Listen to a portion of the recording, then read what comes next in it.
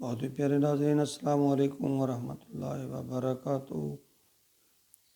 میں ہوں غلام مصطفیٰ اور آپ دیکھ رہے ہیں میرا یوٹیوب فیس بک چینل پیام اسلام، جس پہ میں اللہ اور اللہ کے رسول کا پیغام آپ تک پہنچانے کی کوشش کرتا ہوں۔ میری آپ سے التماس ہے کہ اگر آپ کو یہ میری کوشش اور کاوش اچھی لگے، پسند آئے، تو اس کو آگے دوسروں تک بھی پہنچائیں، تاکہ اللہ کا پیغام دوسروں تک پہنچانے کے لیے ہمارا بھی اس میں حصہ شامل ہو جائے۔ نبی اکرم صلی اللہ علیہ وآلہ وسلم کا فرمان عالی شان ہے کہ آپ نے فرمایا کہ تمہارے کہنے پر، تمہاری دعوت پر اگر کوئی ایک انسان کی بھی بھلائی ہو جاتی ہے، وہ راہ راست پہ آ جاتا ہے، ہدایت پہ آ جاتا ہے، تو یہ تمہارے لیے سرخ اونٹ سے بہتر ہے۔ اور مکہ میں سرخ اونٹ دوسرے تمام اونٹوں کی نسبت زیادہ قیمتی ہے۔ تو یعنی اس نے اللہ تعالیٰ کے نبی نے ایک تشبیہ دی ہے کہ دوسروں تک پیغام جو پہنچانا ہے۔ پھر نبی اکرم صلی اللہ علیہ وسلم کی یہ دعا بھی ہے کہ آپ فرمایا کرتے تھے کہ اب شاد و آباد رہے وہ انسان جو میرا پیغام دوسروں تک پہنچائے۔ تو آپ بھی اس میں حصہ ڈالیے اور یہ اللہ کا پیغام دوسروں تک پہنچائیے، تاکہ ہم اپنی زندگیوں کی اصلاح کر سکیں اور اس کو اللہ کے حکم کے مطابق اپنی زندگیوں کو ڈال سکیں۔ آئیے اپنے سبق کی طرف۔ آج کا جو ہمارا سبق ہے سورۃ البقرہ کی آیت نمبر 203 پر مشتمل ہے۔ فاذکروا اللہ فی ایام معدودات فمن تعجل فی یومین فلا اثم علیہ ومن تأخر فلا اثم علیہ لمن اتقى واتقوا اللہ واعلموا انکم الیہ تحشرون۔ پچھلی چند آیات مبارکہ میں مناسک حج کے بارے میں ذکر آ رہا ہے، اس کا طریقہ کار، اس میں جو ضروری باتیں ہیں ان کا، اور پھر دعاؤں کا، اور پھر اللہ تعالیٰ اپنی رحمت کا یہاں تذکرہ فرما رہے ہیں۔ اللہ فرماتے ہیں وَاذْكُرُوا اللَّهَ، اللہ کو یاد کرو، فی ایام معدودات، کہ یہ گنتی کے محدود چند دن ہیں گنتی کے، اس میں اللہ تعالیٰ کو یاد کرو۔ یعنی مزدلفہ کی 11ویں 12ویں اور 13ویں تاریخ جو ہے، اس سے مراد یعنی ذوالحجہ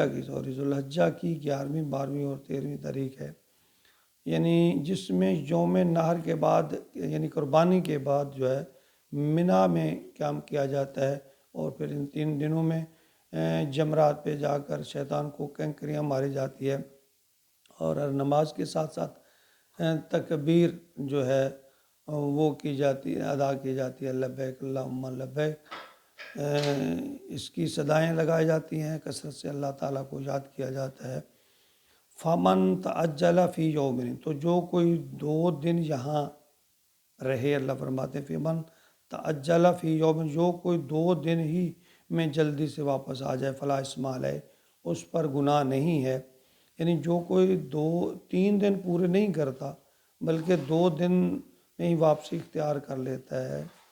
اللہ فرماتے ہیں ان پر، چونکہ یہ 3 دن یہاں کنکریاں بھی مارنی ہوتی ہیں، تو اللہ فرماتے ہیں جو 2 دن ہی وہاں قیام کرتا ہے، تیسرے دن کنکریاں مار کر اپنی رہائش گاہ پر چلا جاتا ہے، تو اللہ فرماتے ہیں ان کے لیے کوئی گناہ نہیں ہے۔ ومن تأخر، اور جو پیچھے رہے ہیں یعنی منی میں ٹھہرے رہے ہیں 3 دن پوری مقدار اس کی کر رہے ہیں،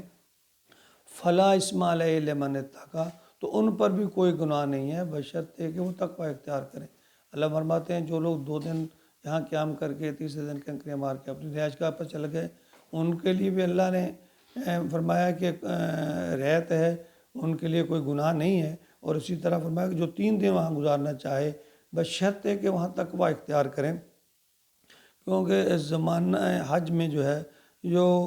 پرہیزگاری کی روش جو ہے اس کو برقرار رکھنا چاہیے، کہ ایسا نہ ہو کہ منی میں ہم نے 2 دن قیام کیا اور تیسرے دن جو ہے ہم بعض اوقات انسان اعمال سے یا اس میں اکتا کر تھک کر اس طرح کی طبیعت میں جو حرکتیں شروع کر دے جی اکتایا ہوا ہے کہ طبیعت میں بعض اوقات ٹھہراؤ نہیں رہتا، تو یہ مفید نہیں ہے کوئی خاص. پھر اگر تیسرا دن اگر اس طرح گزارے، بہتر یہی ہے کہ جو سہولت کے ساتھ اپنی انسان اپنی طبیعت کے مطابق 2 دن گزار لے، لیکن 2 دن گزارے یا 3 دن گزارے، لیکن وہ تقوی کی حالت میں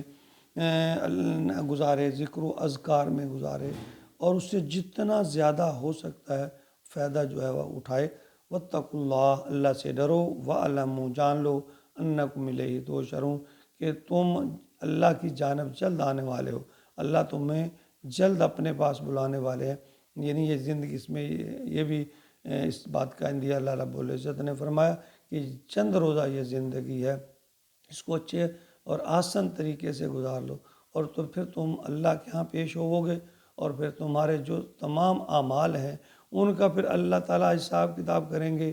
اور سزا و جزا ہوگی. تو یہ بات یاد رکھو کہ تم اس دنیا میں مستقل طور پر نہیں آئے ہو، یہ ایک عارضی پناہ گاہ ہے، بلکہ اعمال کی جگہ ہے، اور یہاں جو کچھ انسان بوئے گا وہی آخرت میں کاٹے گا. انسان کو چاہیے کہ جب اللہ رب العزت اسے اپنے گھر بلائے، اور یہ بھی بات ہے ہم نے سنا ہوگا کہ جب اللہ کسی پہ راضی ہوتے ہیں تو پھر ہی اس کو اپنے گھر بلاتے ہیں، اس میں کوئی شک نہیں ہے. پھر اللہ تعالیٰ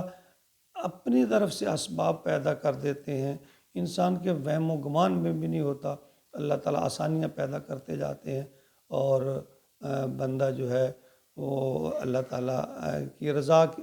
یعنی جب نصیب ہوتی ہے تو پھر کبھی موقع ملا تو اس پہ بھی میں اپنے جو خیالات آپ کے سامنے پیش کروں گا، کہ کیونکہ مجھے اس کا بہت بڑا ایک تجربہ ہوا کہ جب اللہ اپنی جو کرم فضل اور کرنے پہ آتے ہیں تو ظاہری اسباب جو ہیں وہ معنی نہیں رکھتے. اللہ اس طرح آسانیاں پیدا کر دیتے ہیں ہر چیز کی، وقت کی، پیسے کی، دوسرے جو بھی اسباب ہیں سب کی اللہ آسانیاں پیدا کر دیتے ہیں، اور انسان کے لیے جو ہے مواقع کھلتے جاتے ہیں. میری تو دعا ہے کہ اللہ تعالیٰ نے ہمیں جو زندگی دی ہے، ہر مسلمان کو چاہیے کہ وہ اللہ رب العزت کے گھر میں ضرور حاضری دے، اور جس انسان کے دل میں اللہ کے گھر کی حاضری کی تمنا نہیں ہے، خواہش نہیں ہے، تو اس کے مجھے تو منافق ہونے میں شک ہے کہ اللہ رب العزت کے گھر کی جس مسلمان کے دل میں تمنا نہیں ہے، خواہش نہیں ہے، تو ایسا ایک مسلمان ہو ہی نہیں سکتا کہ ایک مسلمان ہو اور اس کے دل میں یہ خواہش نہ ہو کہ میں اللہ کے گھر کی حاضری دوں. اور یقین کیجئے جب انسان ایک دفعہ وہاں سے ہو کر آ جاتا ہے تو پھر انسان کے دل میں ایک ایسی تڑپ پیدا ہو جاتی ہے جس کو بیان کرنا جو ہے الفاظ میں وہ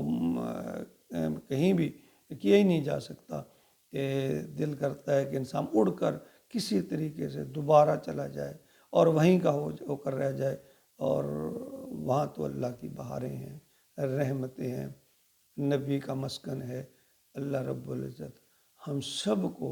بار بار اپنے گھر کی زیارت، نبی پاک کے روضے کی حاضری نصیب فرمائے. آمین.